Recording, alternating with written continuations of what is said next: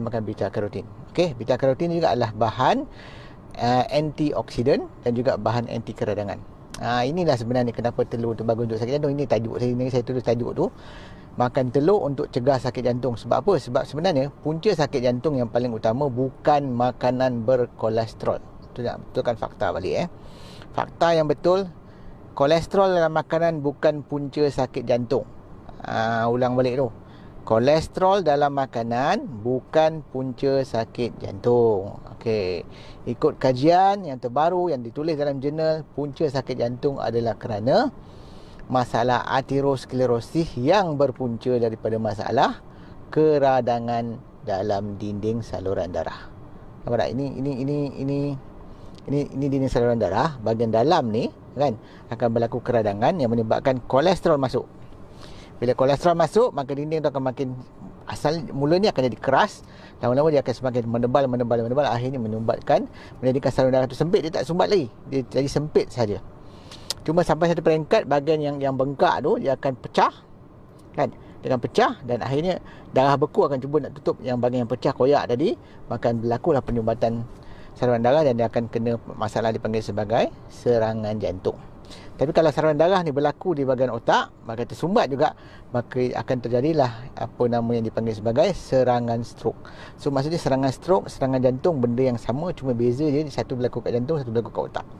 Kan, cuba bila berlaku di bahagian jantung, jantung tersumbat, memang jantung tak ada ganti lagi lah kan. Sebab tu orang selalu cakap jantung ni kan, kalau kita berjalan, dia berjalan. Kalau kita tidur pun dia jalan. Tapi kalau jantung kita berhenti, kita jalan. Sebab tu dia tak ada ganti. Kalau dia tersumbat saluran darah yang pada dia, maka habislah kita kan. Itu sebenarnya. Tapi kalau di otak ni, kalau sebelah otak kita yang tersumbat, sebelah lagi ada lagi. So sebab tu ada orang kena stroke sebelah dia lumpuh je. Jadi dia masih boleh survive, tapi ialah lumpuh lah. Itu dia kan. Jadi sebenarnya yang paling bagus kita elakkan sebenarnya masalah aterosklerosis dengan mengawal keradangan. Kena ingat konsep dia, kita nak cegah sakit jantung ialah mengawal keradangan. Dan orang pula tanya saya, apa punca keradangan? Punca keradangan yang utama ialah pemakanan yang salah. Dan pemakanan utama yang menyebabkan masalah keradangan adalah gula pasir. Ulang balik tu, gula pasir. Gula pasir ni banyak masalah sebenarnya menyebabkan. Kalau tengok dalam live saya sebelum ni kan, saya cerita gula pasir juga punca kepada masalah diabetes, semua orang tahu. Gula pasir juga muncul pada masalah anxiety. Nampak tu? Nampak tak? Hingga kan masalah anxiety pun boleh disebabkan oleh gula pasir. Jadi banyak masalah-masalah disebabkan oleh gula pasir.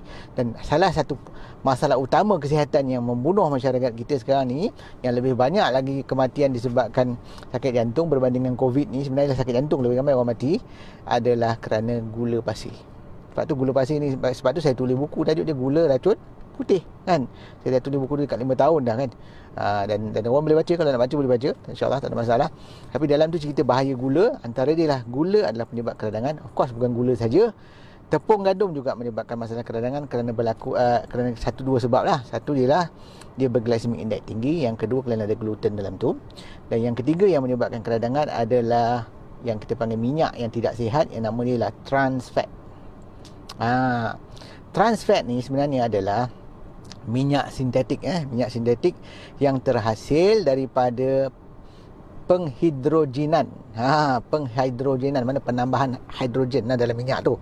Dan minyak-minyak ni lah minyak masak lah, minyak sayuran. Contohnya minyak soya, minyak bunga matahari, minyak jagung. Bila dicampurkan dengan hidrogen, minyak tu akan jadi keras. Dan minyak yang keras ni dipanggil sebagai margarin. Dan proses seterusnya daripada margarin tu diproses lagi sehingga menjadi creamer. So creamer dan margarin adalah contoh trans fat. Tapi trans fat juga boleh berlaku dalam proses penggorengan dalam, deep frying. Tapi syarat dia dengan minyak yang tiga tadi lah. Mana minyak jagung, minyak soya dan minyak bunga matahari. Kalau kita buat deep frying, dia akan menghasilkan trans fat. Trans fat tu yang sebenarnya menyebabkan masalah. Kan? Sebabnya trans fat tu menyebabkan keradangan pada dinding dalam saluran darah. Bila berlaku keradangan, maka kolesterol akan masuk. Sebab tu sebenarnya paras kolesterol tidak menentukan risiko sakit jantung. Sebab dalam satu kajian pada tahun 2009 yang dipublishkan dalam jurnal perubatan menunjukkan 75% orang yang ada yang kena serangan jantung, 75%, 75% ataupun 3/4 Maknanya 3 suku orang yang kena serangan jantung mempunyai paras kolesterol yang rendah dan normal. Kerana mereka sebenarnya mempunyai masalah keradangan yang tinggi. Itu yang jadi masalah. Jadi keradangan tu yang kena kawal, bukan kolesterol semata-mata. Tapi kebetulan pengambilan gula, tepung gandum, margarin bukan hanya menyebabkan masalah keradangan, dia juga menyebabkan masalah kolesterol tinggi. Sebab tu jugalah kenapa kita tengok orang ada kolesterol tinggi selalu kena sakit jantung. Sebab makanan-makanan tu menyebabkan kolesterol tinggi dan keradangan tinggi. Dua-dua dia tinggi. Tapi yang kita kena kawal ialah keradangan. Sebab bila kita hanya fokus pada kolesterol tanpa kita mempedulikan keradangan, jadi keradangan tu masih berlaku dengan keadaan kita turunkan kolesterol dengan cara makan ubat. Sebab tu bila orang makan ubat anti kolesterol, kolesterol dia turun, tapi keradangan dia tak turun. Jadi risiko tetap ada. Itu yang berlaku dalam kajian yang dilaporkan pada tahun 2009. Sebab kebanyakan orang makan ubat anti kolesterol, kolesterol dia rendah. Sebab ubat anti kolesterol hanya menurunkan kolesterol, dia tidak menurunkan keradangan. Sebab tu kita nak belajar ini macam mana kita nak menurunkan keradangan.